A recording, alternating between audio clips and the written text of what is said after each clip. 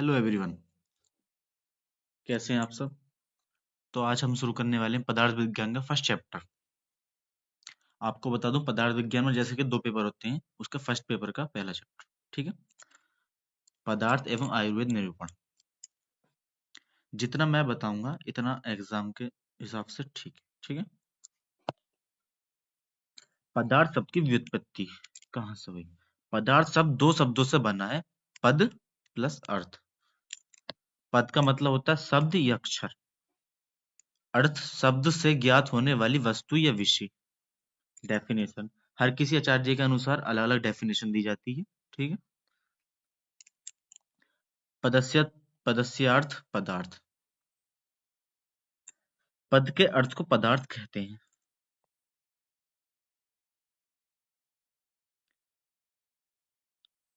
यथार्थ ज्ञान के विषय को पदार्थ कहते हैं। सूत्र या पद से जो अर्थ अविहित होता है उसे पदार्थ कहते हैं। पदार्थ के लक्षण, ये 5 नंबर का आता है मोस्टली, और एमसीक्यू में तो आता ही है। अस्तित्व, गेयत, अभिधेयत। इसे बहुत इजी करके बताऊंगा आपको मैं, देखते रहिए। अस्तित्व मतलब जिसका कोई अस्तित्व, एग्जिस्टेंस जिसका। गेयत, नोबेबिलिटी। ठीक है। अभिधेय, नेबिलिटी। आगे बढ़ाता हूँ आपको। अस्तित्व, पदार्थ की सत्ता होती है, उसे उसके होने का भाव होता है। बताता हूँ आपको। जिसकी जिसका एग्जिस्टेंट होता है वह अस्तित्व है। पदार्थ की सत्ता हो जिस, ठीक है, अस्तित्व। ज्ञात, पदार्थ का ज्ञान प्राप्त किया जा सकता है, अर्थात उसे जाना जा सकता है, यानी कि नॉलेज, ये समझ लीजिए, गो नॉलेज, इस तरह से जिसका ज्ञान होता है। अभिधेयत, पदार्थ को नाम या संज्ञा दी जाती है, उसे अभिधेयत कहते हैं। ये मोस्टली प्रैक्टिकल में तो पूछता है, कुछ नहीं आता तो ये तो बता दो।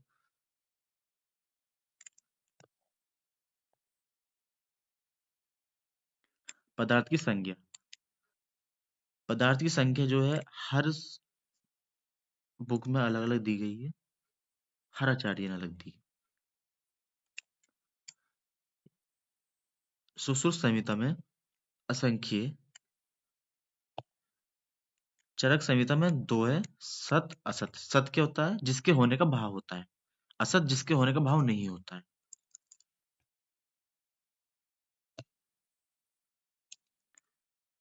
चरक संहिता में 6 प्रकार के भी होते हैं। सामान्य, विशेष, गुण, द्रव्य, कर्म, समवाय। ये क्रम से याद करे जाएंगे। सामान्य, विशेष, गुण, द्रव्य, कर्म, समवाय। वैशेषिक दर्शन के अनुसार द्रव्य, गुण, कर्म, सामान्य, विशेष, समवाय। बहुत ही इजी है, इस तरह से क्रम से याद करे जाएं। ये आता है इस क्रम से लिखने के लिए। वैशेषिक दर्शन के अनुसार कितने होते हैं उस हिसाब से लिखना पड़ता है। द्रव्य, गुण, कर्म, समवाय, विशेष, द्रव्य, गुण, कर्म, सामान्य, विशेष, समवाय। ठीक। न्याय के अनुसार 7 होते हैं, 6 ये वाले और 1 होता है अभाव पदार्थ।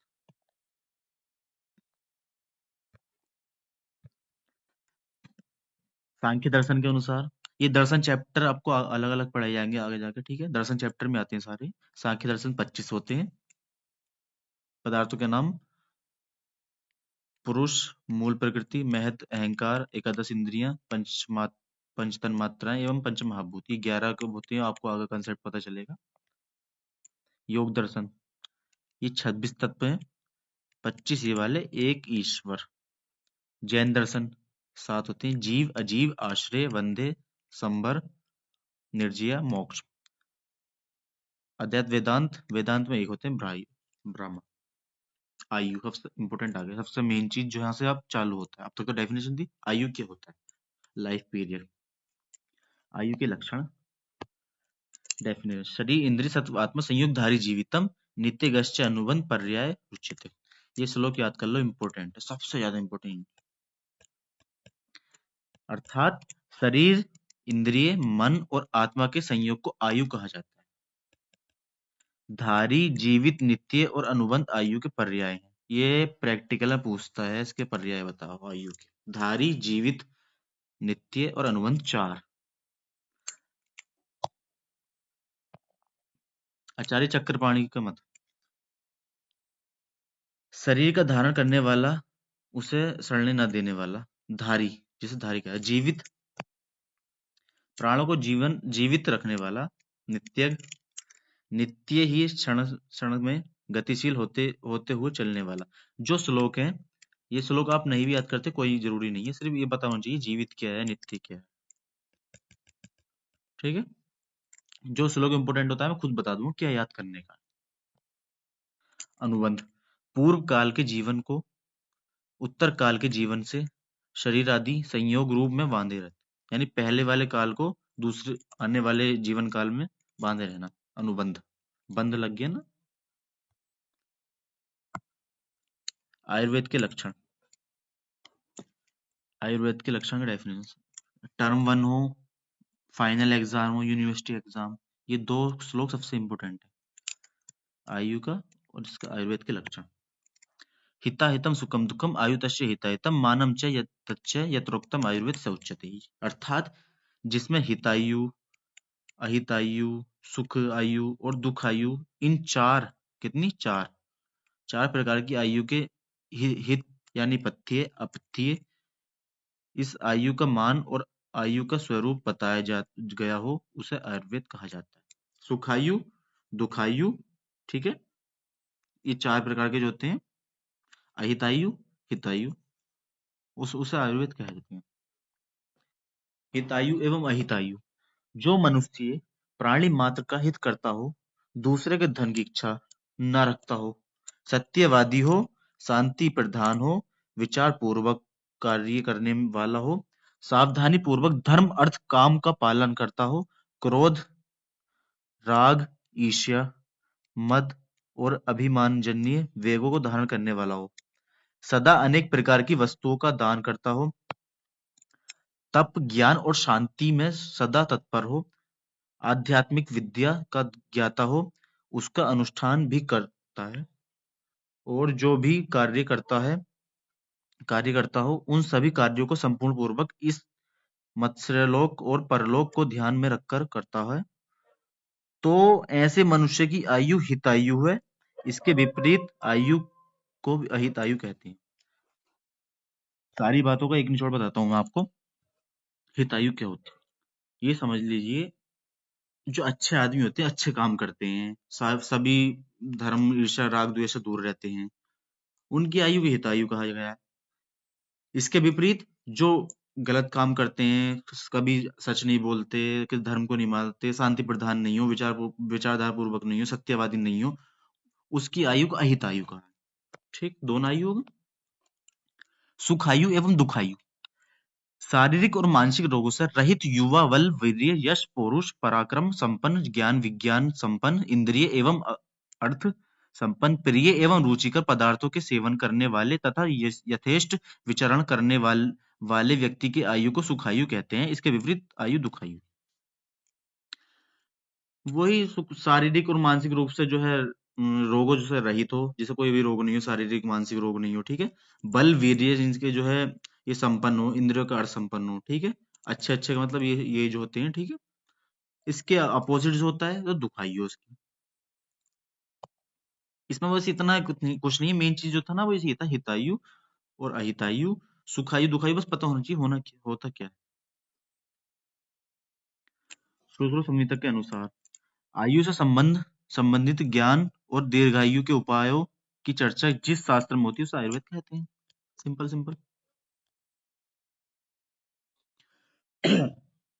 अष्टांग हृदय के अनुसार,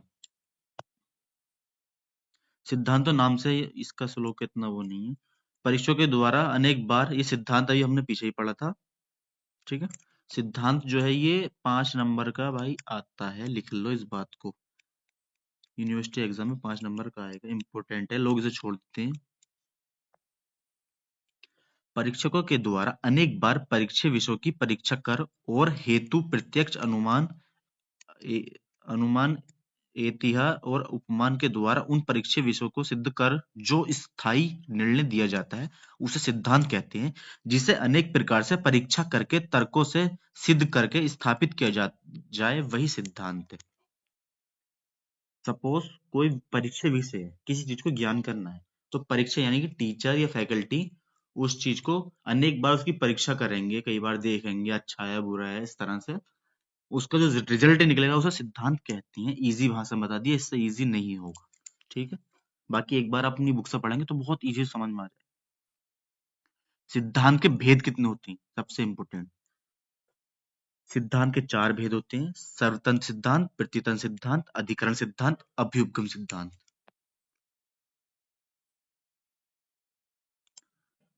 सर्वतंत्र सिद्धांत क्या होता है? सर्वतंत्र, ये समझ लीजिए, सर्व यानी सर्व, उसके मीनिंग में छुपा है सब कुछ। सर्वतंत्र सिद्धांत, सर्वतंत्र सिद्धांत वह सिद्धांत है जो सभी शास्त्रों में सिद्धांत के रूप में प्रसिद्ध है। जो सभी शास्त्रों में सिद्धांत के रूप में प्रसिद्ध है।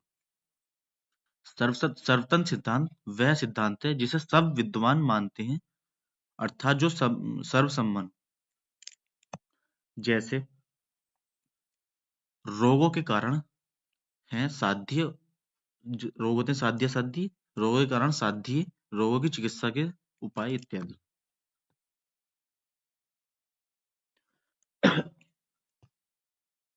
दूसरा आता है प्रतितंत्र सिद्धांत। दूसरा आता है प्रतितंत्र सिद्धांत। प्रतितंत्र यानी प्रति सर्वतंत्र जो सब सिद्धांतों में होता है, प्रतितंत्र किसी एक में होगा। प्रतितंत्र सिद्धांत वह सिद्धांत है जो भिन्न शास्त्रों में भिन्न भिन्न रूप में पाया जाता है, ठीक। जैसे किसी ने रसों की संख्या 6 मानी है तो किसी ने 8 मानी है।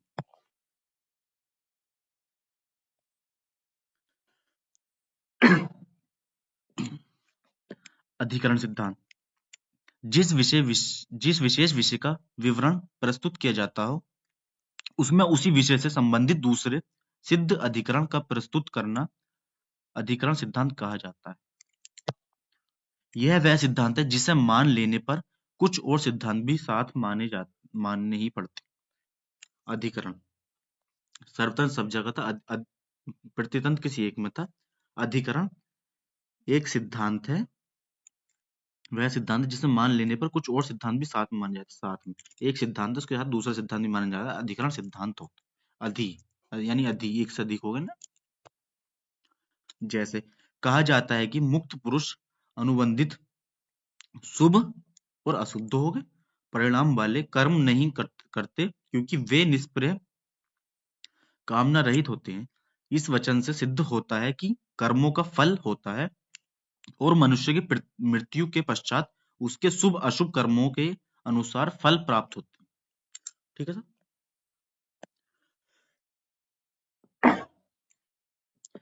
यदि किसी अभ्युपगम सिद्धांत आता है, ठीक है। यदि किसी अप्रमाणित, अपरीक्षित, अनुपदिष्ट एवं अहेतुक वाद को वैद गण वाद विवाद के समय मान लेते हैं तो अभ्युपगम सिद्धांत होते हैं। जैसे कभी द्रव्य को प्रधान मानकर कहेंगे तो कभी गुण को प्रधान मानकर कहेंगे।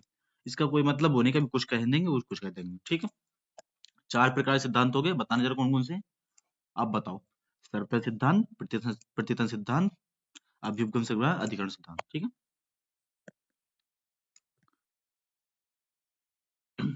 सिद्धांत वह धारणा है जिसे सिद्ध करने के लिए जो कुछ हमें करना था वह हो चुका है और अब स्थिर मत अपनाने का समय है। धर्म, आयुर्वेद, विज्ञान सभी सिद्धांतों की अपेक्षा करते हैं। इतना इम्पोर्टेंट नहीं है, जितना मैंने बता दिया इतना था। अब लेकिन पढ़ाऊंगा सब आपको मैं। किसी भी शास्त्र को समझने के लिए उसके सिद्धांत को समझना आवश्यक है। आयुर्वेद शाश्वत है क्योंकि उसके सिद्धांत शाश्वत और नित्य हैं। आयुर्वेद केवल एक औषधीय शास्त्र है, शास्त्र ना होकर एक विचारधारा है, ठीक है। जो अपने सिद्धांत के बल पर इतने वर्षों से दृढ़ता से जीवित है। आयुर्वेदीय चिकित्सा को समझने के लिए उनके सिद्धांत को समझना आवश्यक है, अन्यथा यह एक जड़ी बूटी शास्त्र बनकर रह जाएगा, ठीक है। चिकित्सा शास्त्र केवल औषधीय पर नहीं बल्कि उसके सिद्धांतों पर भी निर्भर होता है। आयुर्वेद के सिद्धांत सर्वथा परिवर्तनीय है, जिसमें कोई परिवर्तन नहीं हो सकता। उन सिद्धांतों में कुछ प्रमुख सिद्धांत पंचमहाभूत सिद्धांत, त्रिदोष सिद्धांत, सप्त धातु। पंचमहाभूत सिद्धांत, षड्रस सिद्धांत जो 6 रस होती है, स्रोतस सिद्धांत, लोक पुरुष माध्य सिद्धांत, यही इतना इंपॉर्टेंट है बस। धातु पुनर्विभाजन सिद्धांत, त्रिदंड सिद्धांत, अग्निहार सिद्धांत, नवद्रव्य सिद्धांत। सप्त धातु सिद्धांत, त्रिविध रोग मार्ग, जो त्रिविध रोग मार्ग होते हैं आपको पढ़ाऊंगा, सामान्य विशेष सिद्धांत, ये इंपोर्टेंट है, आगे पढ़ेंगे हम तो। स्वभावो परमवाद, पंचपंचक सिद्धांत, ये इंपोर्टेंट है ये दोनों।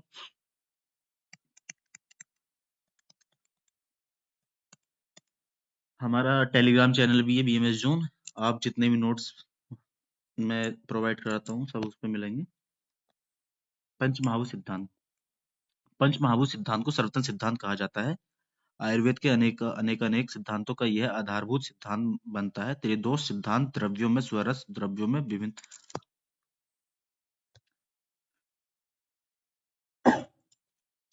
गर्भ विकार आदि विषयों का पंचमहाभूत सिद्धांत आधारभूत है। इतना कुछ नहीं है इसमें, आप जो है पढ़ लेना बुक से थोड़ा। पंचमहाभूत क्या होते हैं?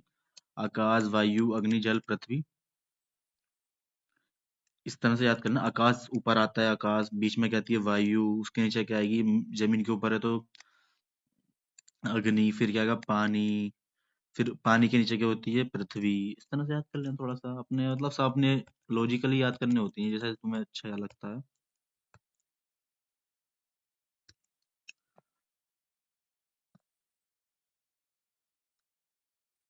आकाशीय, वायवीय, वायु वाले, अग्निय, आपीय, पार्थिव, एक बार पढ़ लेने से, ठीक है।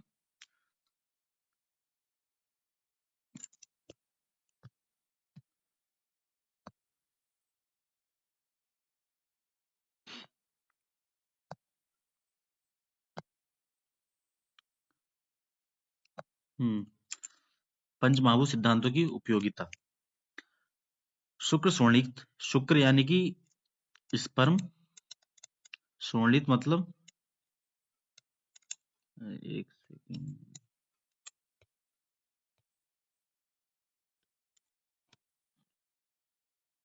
शुक्र मतलब स्पर्म, शोणित मतलब ओवम।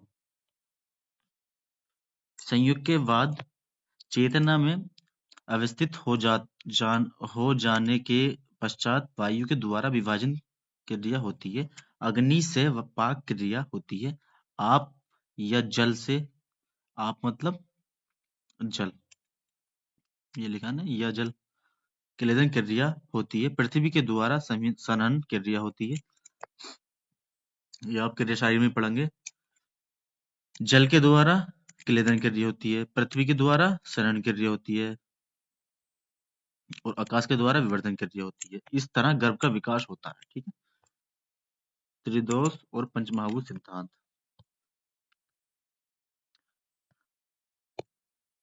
वात दोष, वात पित्त कफ आपको पता ही होगा ना क्या होता है। वात दोष वायु और आकाश महाभूत से उत्पन्न होता है। वात दोष जो होता है वायु से उत्पन्न होता है, आकाश महाभूत से उत्पन्न होता है। पित्त जो है अग्नि से होता है। ये 5 नंबर का एमसीक्यू आता है इस तरह से। कफ की उत्पत्ति जल से होती है, कफ गीला गीला इस तरह से समझ लीजिए। पृथ्वी महाभूत से होती है और पृथ्वी से होती है, जल पृथ्वी और जल से होती है। षड्रस पंचमहाभूत सिद्धांत। एक एक रस में दो दो महाभूतों की प्रधानता पाई जाती है। एक एक रस में दो दो महाभूत होते हैं। मधुर रस में होता है पृथ्वी और जल, याद करने पड़ेंगे। अम्ल में होता है पृथ्वी जल, पृथ्वी अग्नि। लवण में होता है अग्नि जल, और कटु में होता है अग्नि वायु। तिक्त में होता है वायु आकाश। कषाय में होता है पृथ्वी वायु। मधुर लवण अम्ल, मधुर मधुर अम्ल लवण, अग्नि वायु पृथ्वी। ये इसमें हो गए मधुर, अम्ल, लवण, कटु, तिक्त, कषाय। आपको क्रम से याद करने होंगे। इस मधुर में लवण में सोच लिए पृथ्वी होगा, लवण में अग्नि यहाँ होगा, ठीक है। बाकी आपको थोड़ा कोरिलेट करके याद करना पड़ेगा, जैसा आपको अच्छा लगता है। मैं तो ऐसे याद करता हूँ, मधुर लवण अम्ल कटु कषाय तिक्त, इस तरह से थोड़ा सा अपना हिसाब होता है। द्रव्य गुण और पंचमहाभूत सिद्धांत। वमन, द्रव्य विरेचन, समन, संग्रह द्रव्य। वमन में होता है महाभूत अग्नि वायु, विरेचन में होता है पृथ्वी जल, समन में होता है आकाश वायु आकाश, संग्रह में होता है वायु। त्रिदोष सिद्धांत परिचय। आयुर्वेद में वात पित्त कफ दो त्रिदोष वात पित्त कफ को त्रिदोष कहा गया है। ठीक है, वात पित्त कफ के होते हैं, त्रिदोष होते हैं। ये जब साम्य अवस्था में रहते हैं तब शरीर में स्वास्थ्य की रक्षा करते हैं, और जब ये विषम हो जाते हैं तब विविध रोग उत्पन्न करते हैं। मतलब पूरा शरीर जो है इनके अनुसार चलता है। ये सही है तो पूरा शरीर सही है, ये सही नहीं है तो शरीर में रोग उत्पन्न होंगे। त्रिदोष सिद्धांत। रचना शारीर के मूल कारण पंच महाभूत और क्रिया का शारीर के मूल कारण त्रिदोष है। रचना शारीर, एनाटॉमी। ठीक है, रचना शारीर के मूल कारण पंच महाभूत है और क्रिया शारीर फिजियोलॉजी के मूल कारण त्रिदोष है। त्रिदोषों की क्रियात्मक भूमिका जीवन के आरंभ से मृत्यु तक चलती है। ठीक है, त्रिदोषों की शुरू से होकर लास्ट तक। जिस तरह सृष्टि के पोषण, शोषण और प्रेरणा का कार्य सोम, सूर्य तथा वायु करते हैं, उसी तरह शरीर के पोषण, शोषण और प्रेरणा का कार्य क्रमशः वात पित्त कफ करते हैं। ठीक है, देह की उत्पत्ति यानी शरीर, देह का मतलब होता है शरीर। शरीर की उत्पत्ति वात पित्त एवं कफ ही कारण है। ये तीन अविकृत प्राकृतिक अवस्था में शरीर के अधः, अधः मतलब नीचे, बात बात मध्य में, ये समझ लीजिए ये शरीर है, या बात होगा नाभि के नीचे, नाभि के ऊपर पित्त और हृदय के पास कफ। ठीक है, ऊर्ध्व भाग कफ कफ में ऊर्ध्व कफ भाग रहते हुए शरीर का धारण करते हैं।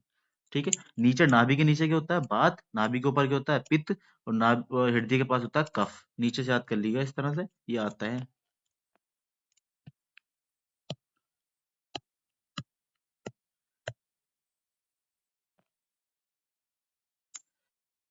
इस प्रकार शरीर का धारण करने के कारण कुछ आचार्य इन्हें त्रिस्थूण भी कहते हैं।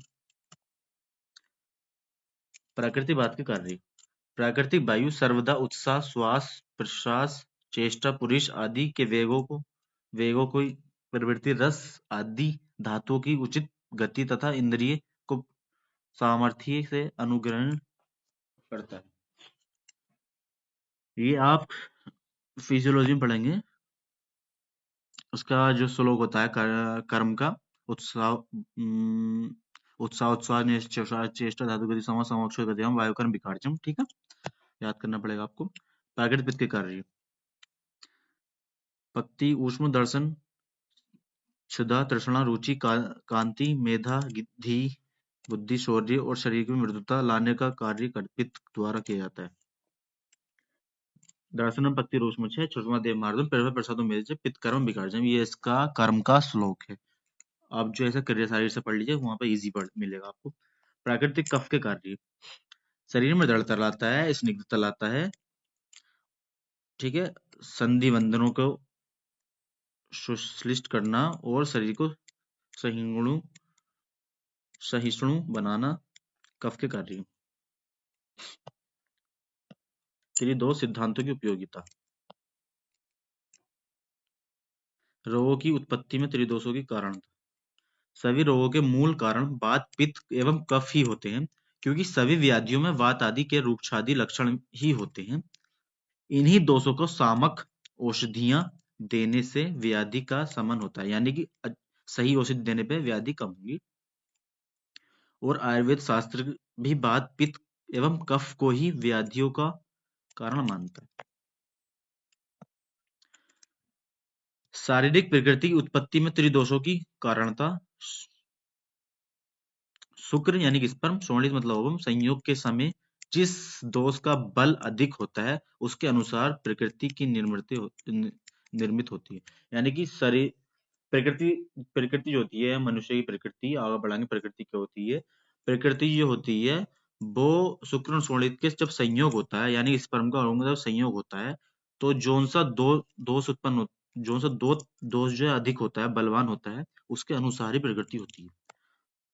रोगों की साध्य की भी दोषों के बलावन पर निर्भर करती है। रोगों की चिकित्सा का आधार भी दोषों के बलावल है। षड्र सिद्धांत परिचय। आयुर्वेद ने रसों की संख्या 6 मानी है। एमसीक्यू। ठीक है। मधुर, अम्ल, लवण, कटु, कषाय, तिक्त। क्रम से याद कर लिएगा। चरिक संहिता के सूत्र स्थान के आत्रेय भद्र, ये छोड़ो इसे, वो नहीं। षड्रस सिद्धांत। आयुर्वेद ने मधुरादि रसों की संख्या 6 मानी है। ठीक है। आत्रेय भद्र काव्य यानी अध्याय में वर्णित रसों की संख्या विषयक सा में उपस्थित विभिन्न आचार्यों के मत। ये किसने कितने माने हैं, बस इतना दिया हुआ है। जैसे नैवेद्य ने 7 माने, मधुरम लवण कटु कषाय तिक्त क्षार, ये एक्स्ट्रा माना है बस। इतना एक्स्ट्रा है नहीं इसमें।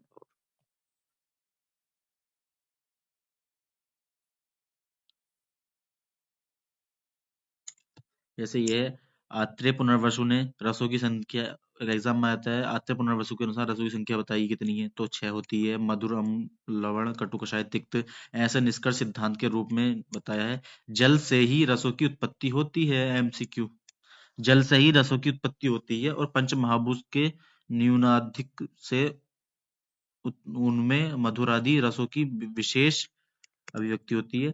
एक एक रस में दो दो महाभूतों की प्रधानता होती है। मधुर, अम्ल, लवण, जैसा बताया था ये मैंने पीछे, कटु, कषाय, तिक्त। ठीक है। मधुर रस के कारण। मधुर रस जन्म से ही साम्य होने से रसादि धातु का पोषण करता है। बाल, वृद्ध, छद, क्षीण, वर्ण, केश, केश मतलब बाल, इंद्रियों तथा ओजस, ओजस मतलब इम्यूनिटी के लिए हितकारी है। ब्राह्मण है, कंठ के लिए हितकारी है, दूध को बढ़ाता है, अस्थि को जोड़ता है यानी हड्डी को जोड़ता है, आयु के हित लिए हितकारी है, जीवन है, स्निग्ध स्निग्ध है, वात पित्त एवं विष का नाशक है। वात को कम करता है मधुर रस, पित्त को कम करता है और विष को कम करता है। ये जो है कफ बढ़ाता है। अम्ल रस के कारण। अम्ल रस अग्नि को प्रदीप करता है, स्निग्ध करता है, हृदय के लिए हितकारी होता है, पाचक होता है, रोचक होता है, उष्ण वीर्य होता है, परंतु स्पर्श में शीत होता है, स्पर्श में शीत होता है, प्रीणन करता है, क्लेदन करता है, लघु होता है, हल्का होता है, कफ पित्त एवं रक्त को बढ़ाता है। ठीक है। और प्रतिलोम वायु को अनुलोमन करता है। लवण रस के कार्य। लवण रस स्तंभ, संघात और बंध को नष्ट करता है, अग्निवर्धक है, स्नेहन करता है, स्वेदन करता है, तीक्ष्ण है, रुचिकर है, छेदन और भेदन है। बस ये आप पढ़ लेना। कटु रस, तिक्त क्या होता है, कषाय।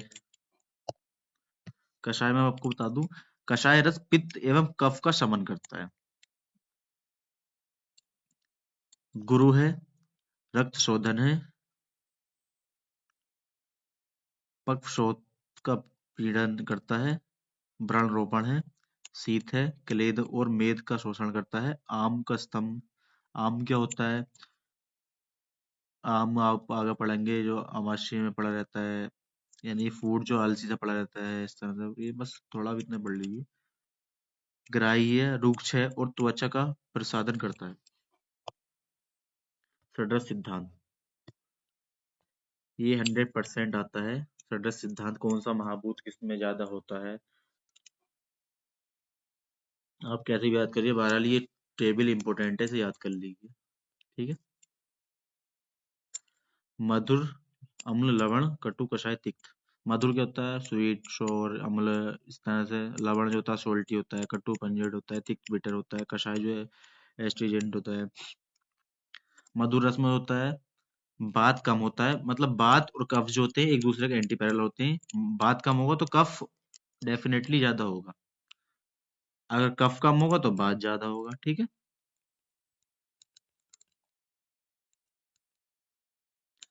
मधुर में बात कम होगा, कफ ज्यादा होगा, पित्त भी कम होगा। अम्ल में बात कम होगा, पित्त ज्यादा होगा, कफ ज्यादा होगा। लवण में बात कम, पित्त ज्यादा, कफ प्रधान होगा। कटु में बात ज्यादा होगा, तिक्ति ज्यादा होगा, कफ कम होगा।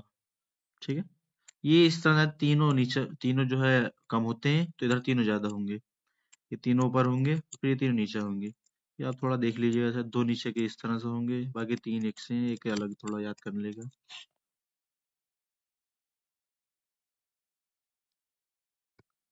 पाथ्य पाथ्य निर्धारण में षड्रस की उपयोगिता इतना इम्पोर्टेंट नहीं, शोधन में षड्रस की उपयोगिता।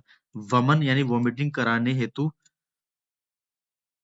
प्राय अग्निवाव्य में कटु एवं तिक्त रसात्मक द्रव्यों का चयन किया जाता है। तिक्त कटु जो होते हैं वोमिट कराने के लिए, विरेचन के लिए, प्राति यानी कि डायरिया वगैरह के लिए, मधुर एवं अम्ल रसात्मक द्रव्यों का चयन किया जाता है। इच्छा करने वाले व्यक्ति को के लिए उपयोगी माना है।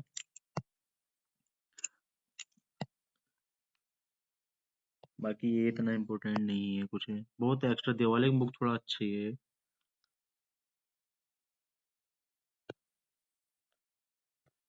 ठीक है, पढ़ लीजिएगा। ये थोड़ा इम्पोर्टेंट है, लोक पुरुष सिद्धांत, लोक पुरुष साम्य सिद्धांत का प्रयोजन। लोक पुरुष साम्य सिद्धांत का प्रयोजन बताते हुए आत्रेय कहते हैं कि लोक को अपने और अपने को लोक के समान रूप से देखने से सात्मीय बुद्धि उत्पन्न होती है। यानी लोक को अपने समान, अपने को लोक के समान, संपूर्ण जगत को अपने में देखने से हमें यह ज्ञात होता है कि हमारे सुख और दुख में कर्ता हम स्वयं ही हैं। ठीक है, जो भी हम करेंगे।